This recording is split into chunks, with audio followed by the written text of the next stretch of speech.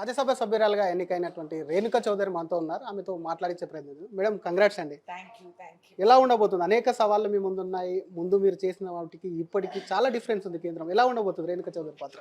ఏ ఎంత మార్పులొచ్చినా ఏం పర్వాలేదండి. వాళ్ళని ఎట్లా నేను ఎదుర్కోవాలో నాకు తెలుసు. నా దగ్గర ఫార్ములాస్ ఉన్నాయి.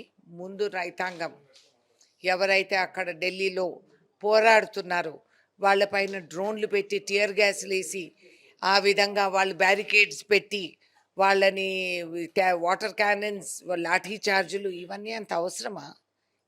వాళ్ళు భారతీయులు కాదా? మన బాధ్యత లేదా వాళ్ళ తరఫున? ఏ విధంగా ఎందుకు ఈ విధంగా ప్రవర్తిస్తూ ఉంది కేంద్ర ప్రభుత్వం? భయం కాబట్టి. ఈసారి రైతాంగం ఒక మతానికి ఒక దీనికి సంబంధించినోళ్ళు కాదు. రైతాంగం అన్నప్పుడు ప్రతి ఒక్కడు భూమి దున్నిన ప్రతి మానవుడు భారతీయుడే.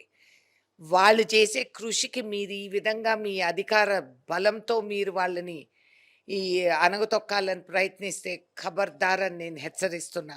మొట్టమొదట ప్రయత్నం ఆ రైతాంగానికి వ్యక్తిగా నేను మద్దతు పలుకుతున్నాను. అదేవిధంగా భవిష్యత్తులో కూడా ఇటువంటి ప్రజా సమస్యల్ని మేము కంప్లీట్లీ పరిశీలించి వాటికి తగిన చర్య జరిగే వరకు మా ప్రయత్నం.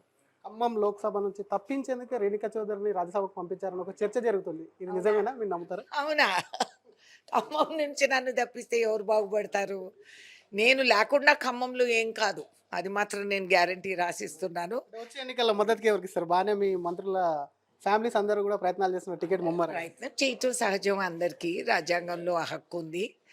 ఎవరైనా రాని, అది కేంద్రం విల్ డిసైడ్. అండ్ అధిష్టానం ఖర్గే గారు నిర్ణయం తీసుకున్న తర్వాత ఎవరనేది డిసైడ్ చేస్తే వీ విల్ ఫైట్. వాళ్ళని దిగ్విజయంగా మేము గెలిపించుకుంటాం. కేంద్ర మంత్రి కిషన్ రెడ్డి మాట్లాడుతూ కాంగ్రెస్ గెలిచినా కేవలం రాహుల్ గాంధీ, సోనియా గాంధీ, ఖర్గేలకే ఊడింగం చేస్తారు తప్ప అభివృద్ధి అనేది ఏం జరగదు. మీ పార్టీ హయాంలో చాలా అవినీతి జరిగిందని చెప్పి ఆరోపణలు చేస్తున్నారు. పాపం కిషన్ రెడ్డి గారు ఇంకేం చెప్పగలుగుతారులే కానీ వాళ్ళు చేసే ఘనకార్యాలు అందరూ చూస్తున్నారు. చండీగఢ్లో మొన్న మేయర్ ఎలక్షన్ అప్పుడు అప్రజాస్వామ్య విధానాలను సుప్రీంకోర్టు జోక్యం చేసుకొని వాళ్ళని తీవ్రంగా ఖండించింది. ముందు వాటి గురించి మాట్లాడమనండి. కాంగ్రెస్ ఏం చేస్తుంది? మీకెందుకు? నిద్రలేసిన కాడ నుంచి ప్రధానమంత్రి కాడ నుంచి కింద స్థాయి వరకు అందరూ కాంగ్రెస్ కాంగ్రెస్ కాంగ్రెస్ అని చెప్పం ఒక కథ ఉంది. చనిపోయిన తర్వాత ఒక వ్యక్తి స్వర్గానికి వెళ్ళారు.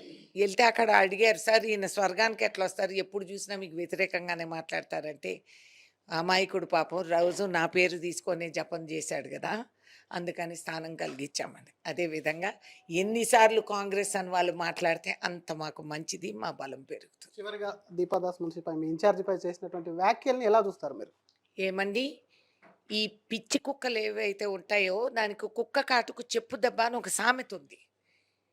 వాడు మాట్లాడేదానికి ఏం తెలుసు అని మాట్లాడినాడు. సాక్ష్యాధారాలు ఉన్నాయన్నాడు కదా, ప్రూవ్ ఇట్, లేదా బై ఇట్.